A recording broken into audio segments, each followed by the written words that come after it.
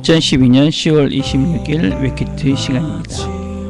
미소는 돈이 들지 않지만 많은 선물을 준다.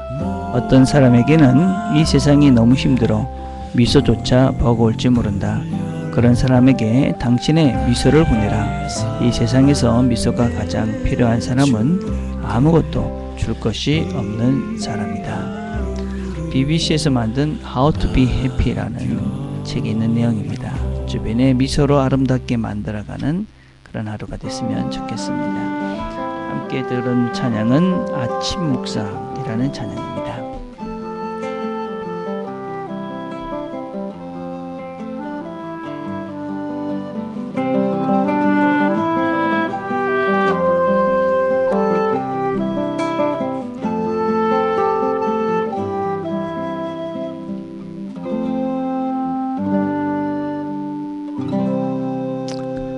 하나님 아버지, 또 하루를 시작합니다. 하나님께서 은혜를 베푸셔서 오늘도 우리 주변을 아름답게 만들어가는 기쁨을 주고 즐거움을 주는 그런 우리 모든 트리니티 식구들 되도록 하나님 축복해 주옵소서. 말씀을 통한 깨달음도 우리에게 허락해 주옵소서. 예수님의 이름으로 기도드립니다. 아멘. 오늘 우리가 같이 나눌 말씀은 마태복음 26장 57절에서 68절까지의 내용입니다. 마태복음 26장 57절에서 68절 제가 봉독하겠습니다. 예수를 잡은 자들이 끌고 대제사장 가야바에게로 가니 거기 서기관과 장로들이 모여있더라. 베드로가 멀찍이 예수를 쫓아 대제사장의 집들까지 가서 그 결국을 보려고 안에 들어가 하석들과 함께 앉았더라. 대제사장들과 온 공회가 예수를 죽이려고 그를 칠 거짓 증거를 찾으매 거짓 증인이 많이 왔으나 얻지 못하더니 후에 두 사람이 와서 가로되 이 사람의 말이 내가 하나님의 성전을 헐고 사흘에 지을 수 있다 하더라 하니 대제사장이 일어나서 예수께 묻되 아무 대답도 없느냐. 이 사람들의 너를 치는 증거가 어떠하냐 하되 예수께서 잠잠하시거늘 대제사장이 가로되 내가 너로 살아계신 하나님께 맹세하게 하노니 내가 하나님의 아들 그리스도인지 우리에게 말하라. 예수께서 가라사대 내가 말하였느니라.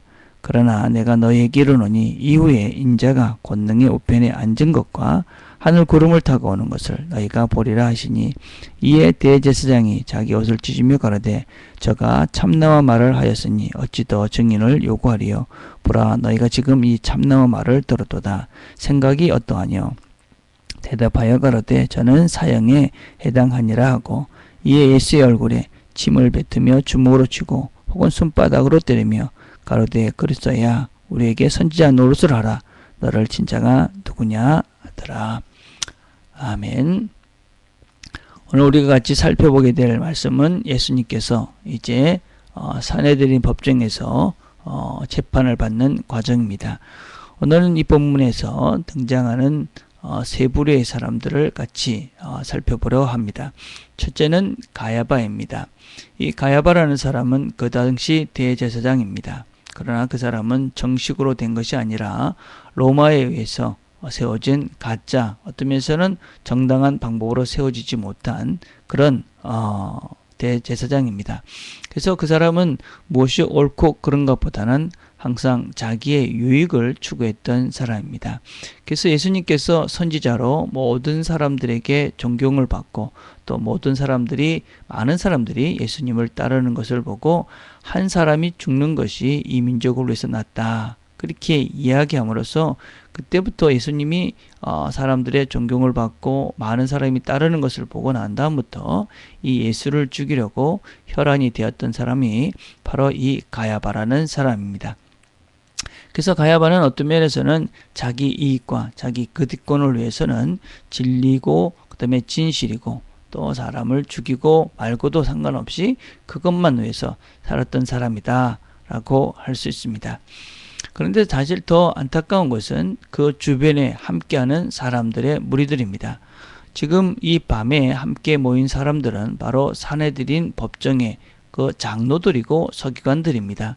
그 사람들은 그 당시에 최고 종교 지도자들이었고 어떤 면에서는 그 당시 이 이스라엘에 최고로 권위가 있는 어떤 면에서 모든 힘을 가지고 있었던, 그리고 스스로 율법을 잘 지킨다고 늘 말했던 사람들이 바로 이 사람들입니다. 근데 이들은 지금 그들이 모여서 불법을 행하고 있습니다. 먼저 이 모임 자체는 불법입니다. 사내들인 법정은 대낮에 그리고 명절 같을 때는 모일 수 없도록 되어져 있습니다. 근데 이들은 무엇이 무서웠는지 한밤중에 모여서 예수님을 재판하려 합니다. 그리고 그들은 거짓 증인들을 세워서 예수님을 죄를 뒤집어 씌우려고 모의하고 있습니다. 많은 거짓 증인들을 부릅니다. 그러나 그들은 그 거짓 증인들을 통해서 예수님의 죄를 찾지 못합니다. 그러니까 결국은 말도 되지 않는 또 다른 죄를 뒤집어 씌웁니다. 어떤 사람이 와서 이 성전을 사흘 만에 헐고 나면 사흘에 다시 지을 수 있다. 그런 말을 들었다는 말을 가지고 꼬투리를 잡습니다. 성전은 그 당시에 이 예루살렘 성전은 60년이 넘게 걸린 그런 성전입니다. 근데 그것을 헐어버리는 것도 불가능한 일뿐만 아니라, 그리고 예수님이 그것을 사흘 만에 짓는다는 것도 불가능하다는 것을 그들은 잘 알고 있습니다. 그래서 그 얘기를 들었을 때도 역시도 주님께서 아무 말도 하지 않으니까 결국 죄를 찾지 못했습니다. 그러니까 물어봅니다. 내가 그리스도냐? 그 말에 주님께서는 내가 그리스도라는 것을 밝히게 되어지고, 그 얘기를 듣는 모든 사람들이 예수님이 사형에 해당한다, 그렇게 이야기하면서 주님을 희롱하고 조롱하고 모욕합니다. 어떤 면에서는 그 주변에 있는 모든 사람들은 다 예수님의 하신 행적들과 그분이 어떤 말씀을 하셨는지 다 알고 있는 자들입니다. 그런데 지금 이 가야바라는 사람의 주도로 인해서, 그리고 그 종교 지도자들이 자신의 기득권을 지켜가기 위해서 이 예수님을 그렇게 아무 죄도 없는 이분을 죽음으로 몰아가는 것을 우리는 볼 수가 있습니다. 그 중에는 그렇게 생각하지 않는 사람도 물론 있을지 모릅니다. 그러나 그 분위기, 그 사람들에 끌려서 그렇게 엄청난 죄를 짓는 자리로 그들은 가게 되고 맙니다. 우리가 종종 기억해야 될 것 중에 하나는 무엇이냐면, 내가 어떤 사람의 부류에 속해져 있느냐 하는 것은 얼마나 중요한지 모릅니다. 나도 모르는 사이에 우리는 그 무리 속에 한 사람으로, 어떤 면에서는 하나님의 일에 큰 일꾼으로 사용되기도 하지만, 하나님의 일을 역행하게 하는, 힘들게 하는 잘못된 방향으로 사용되는 사람으로, 그 무리 속에 한 사람으로 존재할 수 있습니다. 그래서 내가 누구와 함께 하느냐 하는 것은 항상 중요하고 의미가 있다 하는 것을 우리는 기억해야만 합니다. 우리가 그 무리 속에 끼어 있을 때 나도 모르는 사이에 어떤 면에서는 정말 예상치도 않은, 우리 한번 생각을 해봅시다. 예수님에게 침을 뱉고 뺨을 때리는 사람이 과연 예수님의 말씀을 듣고 또 예수님에 대해서 알았던 사람인데 과연 그럴 수 있었을까? 참 안타깝고 안타까운 일이 아닌가 생각을 합니다. 우리는 두 번째 사람 베드로를 또한 살펴볼 수 있습니다. 베드로는 주님께서 잡혀가시니까 도망갔다가 다시 주님이 잡혀가는 데서 멀찍이 주님을 따릅니다. 베드로가 왜 주님을 이렇게 따라갔을까? 성경에 보니까는 그가 결국 그가 어떻게 되는가 하는 것이 궁금해서 쫓아갔다, 그렇게 성경은 기록합니다. 무엇이 궁금했을까요? 아마 그 마음에는 두 가지가 있지 않았나 생각을 합니다. 첫째는 주님을 그렇게 오래 따라다니면서 수많은 능력을 행했던 그 주님, 어떤 면에서 죽은 자를 살리시기도 하시고 오병이의 기적도 보시고 모든 풍랑과 바다를 잔잔케 하시는 것도 보시고 수많은 병자들을 고치는 것을 보았던 그 능력의 주님, 그 주님께 뭔가 반전이 있지 않을까 하는 그런 기대감이 그에게 있지 않았나 생각합니다. 그래서 그것을 기대하고 쫓아갔을 것입니다. 또 하나의 마음은 어떤 면에서는 주님을 쫓아간다는 것은 뭔가 자기 자신도 해를 당할 가능성이 있음에도 그리 쫓아간 것은 그가 여전히 그래도 주님을 사랑하는 마음이 있었고 또 자기가 했던 말들도 있었고 그러기에 참 그냥 도망가기에는 자기 자신이 너무 초라해 보였기에 주님을 쫓아가지 않았나 생각을 합니다. 우리의 마음도 이럴 때가 참 많은 것 같습니다. 어떤 면에서 주님이 원하시는 길을 따라간다는 것은 힘들고 어렵습니다. 그래서 그 길을 따라가면서 항상 반전을 기도합니다. 내가 이렇게 힘들게 가지만 언젠가 주님께서 역전시켜 주실 거야. 내가 당하는 수모, 고통, 또 내가 당하는 이 창피 이런 것을 한순간에 주님께서 역전시켜 주실 거야. 그런 마음으로 주님의 길을 따를 때가 있습니다.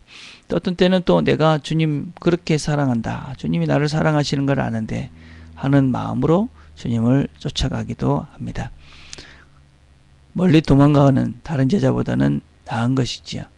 그러나 우리가 기억해야 할 것은 어떤 면에서 주님은 그렇게 우리의 생각만큼 생각대로 역전시켜 주시지 않을 가능성이 참으로 많습니다.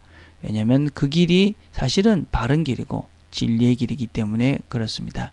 그 부족하지만 주님을 사랑하는 마음으로 그렇게 따라가는 그 모습을 주님께서는 귀하게 보아주실 것입니다. 그래서 우리가 주님께서 내 마음을 아시기 때문에 부족한 이 모습을 받아주실 것이기 때문에 우리가 그 길을 따라갈 수 있도록 주님께서 도와주실 것입니다. 마지막으로 우리가 한 번 더 살펴볼 것은 예수님입니다. 예수님은 지금 자신이 한 말이 어떤 의미다라는 것을 잘 알고 계셨습니다. 그래서 그것이 분명 꼬투리가 될 것이고 그리고 그들이 자신을 주님을 죽일 것이다 라는 것을 알고 계셨습니다. 그러나 그것은 사실이었고 또 그 사실을 통해서 하나님의 역사가 그것은 진리였기 때문에 그 진리를 통해서 하나님의 역사가 이루어져 갈 것을 알고 있었기에 주님은 담대하게 자신이 누구인지를 모든 사람 앞에서 밝히고 있습니다. 사실을 통해서 진리를 통해서 일들은 진행이 되어지고 역사는 이뤄가고 하나님의 일은 그렇게 진행되어져 갑니다. 우리가 어떤 면에서는 진리가 어떤 면에서 사실이 진짜가 힘을 잃어가는 것 같이 보일 때가 있습니다. 그러나 결코 그렇지 않습니다. 진리는 영원한 진리이고 진리를 통해서 세상의 모든 것들은 바르게 이끌어갑니다. 그것이 하나님 나라의 법칙이고 또 그 길을 가는 것이 바로 우리가 하나님의 뜻대로 바른 길을 걸어가는 자의 삶이다 라고 할 수 있습니다. 주변에 거짓된 것들이 많이 있습니다. 진실이 아닌 것들이 더 힘을 얻어 보이는 것 같은 그런 시대에 우리가 살고 있습니다. 그러나 우리는 진실 진리를 따라 사는 자들입니다.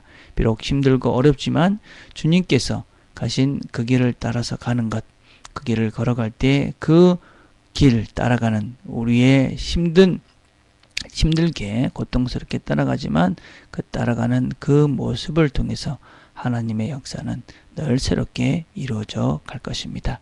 오늘도 진실을 따라가는 진리를 따라가는 하나님 말씀을 따라서 세상을 아름답게 만들어가는 저와 여러분들이 다 되었으면 좋겠습니다. 기도하겠습니다. 하나님 아버지 감사합니다. 우리에게 주님께서 가신 그 길 보게 하신 것 감사합니다. 힘들고 어렵고 주변에 많은 박해가 있고 또 창피가 있고 모욕이 있었지만 그 길 가신 주님, 우리도 주님께서 가신 그 길을 잘 따라갈 수 있도록 도와주옵소서. 특별히 하나님 우리가 바른 길을 걸어가는 사람들과 함께하게 해 주옵소서. 혹시 죄악된 길, 우리를 죄악으로 이끌어가는 그 무리 속에서 속히 나올 수 있는 용기와 믿음을 주옵소서. 그래서 바른 길에서 하나님께서 원하시는 진리의 길을 걸어가서 하나님의 기쁨이 되어주고 세상을 아름답게 만들어가는 우리 모든 식구들이 되도록 하나님 축복해 주옵소서. 예수님의 이름으로 기도드립니다. 아멘. 오늘 우리가 같이 나눌 기도 제목은 주일을 위해서 기도하는 것입니다. 우리 주일 예배를 위해서 기도해 주시고 여러분의 주말을 아름답게 잘 보낼 수 있도록 기도했으면 좋겠습니다. 또 주일 예배에 우리 모든 공동체가 함께 모여 하나님의 은혜를 누려갈 수 있도록 그렇게 기도해 주셨으면 좋겠습니다.